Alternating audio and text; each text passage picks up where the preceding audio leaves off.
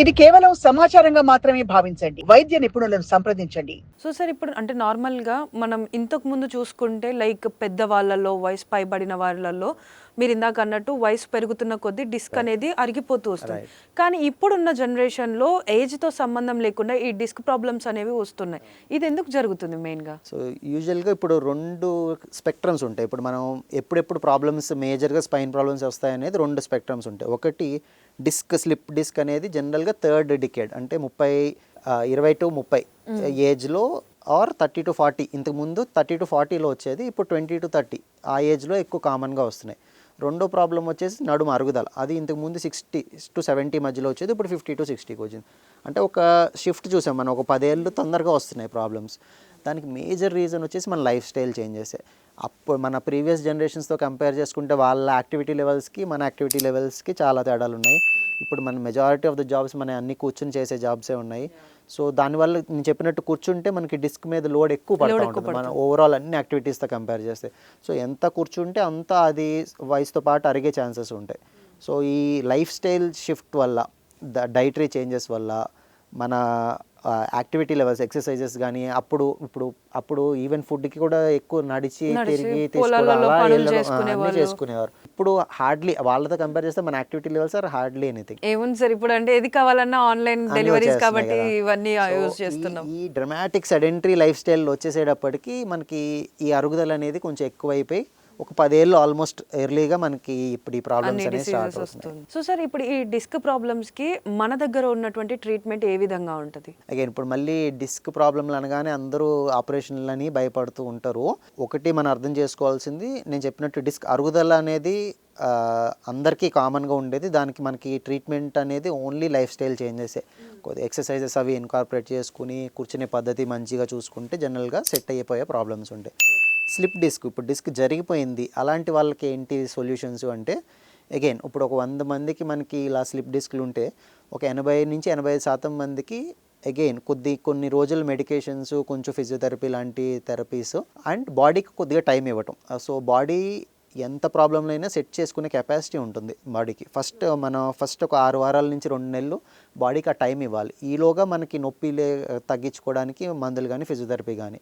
So 80-85% మందికి వీటితో మందులతో పెయిన్ మేనేజ్ చేసుకుని బాడీకి టైం ఇచ్చినప్పుడు 6 వారాల నుంచి 2 నెలల్లో ఆ నొప్పులు తగ్గిపోయే స్కోప్ ఎక్కువ ఉంటుంది. ఒకవేళ కనుక వాళ్ళకి నొప్పి బాగా ఎక్కువ ఉండి ఈ ఫిజియో మెడిసిన్స్తో తగ్గట్లేదు అన్నప్పుడు నడుము దగ్గర ఇచ్చే ఇంజెక్షన్స్ ఉంటాయి, ఎపిడ్యూరల్ ఇంజెక్షన్స్ అంటాము. అంటే మన ప్రెగ్నెన్సీలో ఇచ్చే ఇంజెక్షన్స్ కాకుండా పర్టికులర్గా మనకి ఎక్కడైతే డిస్క్ ప్రాబ్లం ఉంటుందో ఆ ప్లేస్లో ఇచ్చే ఇంజెక్షన్స్ ఉంటాయి. వాటితో కూడా ఆ 80-85 కాకుండా మిగతా వాళ్ళలో 5-10% మందికి ఇంజెక్షన్స్తో మంచి రిలీఫ్ ఉంటుంది. అవసరం ఉంటే రిపీట్ చేస్తూ ఉంటాము. అండ్ 90-95% మందికి ఈ 2 మొడాలిటీస్తో తగ్గిపోతుంటాయి. ఇవన్నీ మనకి వర్కౌట్ అవ్వట్లేదు అంటే 2 నెలలు మించినా మనకి ఇంకా పెయిన్స్ ఉన్నాయి, లేదంటే ఏదైనా డ్యామేజ్ అవుతుంది. నరం డ్యామేజ్ అంటే మనకి స్పర్శ తగ్గడం కానీ, బలం తగ్గడం కానీ, రేర్గా యూరిన్లో కానీ మోషన్లో కానీ ఇబ్బంది, ఇవేమన్నా ఉంటే మాత్రం మనకి ఆపరేషన్ అనేది బెస్ట్ సొల్యూషన్ అవుతుంది. సో సర్జరీలో ఏంటంటే ఏదైతే బయటికి జరిగిపోయిన పార్ట్ ఉంటుందో అది తీసేస్తారు కంప్లీట్గా. డిస్క్ స్లిప్ అంటే ఇప్పుడు లోపల ఎంత డిస్క్ ఉంటుందో అందులో హార్డ్లీ ఒక 5% నుంచి 10% మాత్రమే బయటకు వస్తుంది. సో డిస్క్ అంతా తీసేస్తారా, తర్వాత డిస్క్ లేకపోతే ఎలాగా అనేది కూడా ఉంటుంది. సో ఒక హార్డ్లీ 5-10% పార్టే మనకి బయటకు వస్తుంది.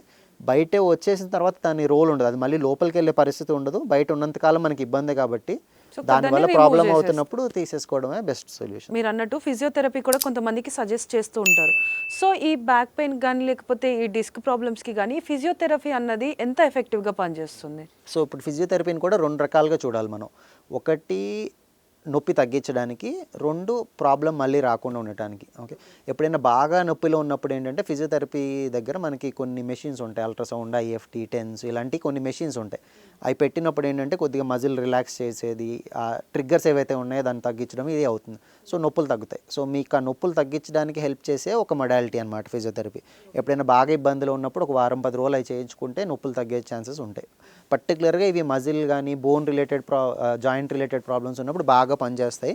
డిస్కుల్లో కూడా మనం ట్రై చేయొచ్చు. ఓకే, ఇది కాకుండా రెండోది ఏంటంటే ఎక్సర్సైజెస్. ఇది చాలామంది నెగ్లెక్ట్ చేస్తారు. ఇప్పుడు మనకి వీటిలో మీరు ఫిజియోథెరపీ చేయించుకోండి, ఇంజెక్షన్ చేసుకున్నా, సర్జరీ చేసుకున్నా కానీ తర్వాత మీ లైఫ్ స్టైల్ కూడా మార్చుకోవాలి. లైఫ్ స్టైల్ కూడా మీరు హెల్తీగా ఉంచాలి. దానికి main role again exercises. Physiotherapy అంటే థెరపీ అనగా మెషిన్తో చేసే థెరపీ కాకుండా నడుముకి సంబంధించిన మజిల్స్ పర్టికులర్గా కోర్ అంటాం, అంటే మన అబ్డామెన్కి బ్యాక్కి 2 సైడ్ల నుంచి స్ట్రాంగ్గా ఉంటే స్పైన్ మీద పడే లోడ్ అనేది తగ్గుతుంది. సో మజిల్ ఎంత స్ట్రాంగ్గా ఉంటే మీకు ఆ డిస్క్ అరుగుదల అనేది అంత తగ్గుతుంది. ఆల్రెడీ అరుగుతున్న డిస్క్ కాబట్టి ఇంకా మనం జాగ్రత్తగా ఈ మజిల్ కనుక బాగా స్ట్రాంగ్ చేసుకోగలిగితే ఇలాంటి ప్రాబ్లమ్స్ మళ్ళీ రాకుండా మనం చూసుకోగలుగుతాం. సో ఆ విధంగా ఈ ఎక్సర్సైజెస్ అనేవి వన్ వెరీ కీ కాంపొనెంట్ అనమాట మనకి ఏ స్పైన్ ప్రాబ్లమ్స్లో అయినా కానీ. థెరపీ మెషిన్తో చేసే థెరపీ మాత్రం నొప్పి ఎప్పుడైనా బాగా ఎక్కువ ఉన్నప్పుడే హెల్ప్ చేసే మొడాలిటీ. సాక్షి టీవీ ప్రసారాలను నిలిపివేయటం చట్టరీత్యా నేరం. సాక్షి టీవీ ప్రసారాల కోసం మీ స్థానిక కేబుల్ ఆపరేటర్ను వెంటనే సంప్రదించండి. DTHలో ఇంటర్నెట్లో కూడా సాక్షి టీవీ ప్రసారాలను వీక్షించవచ్చు.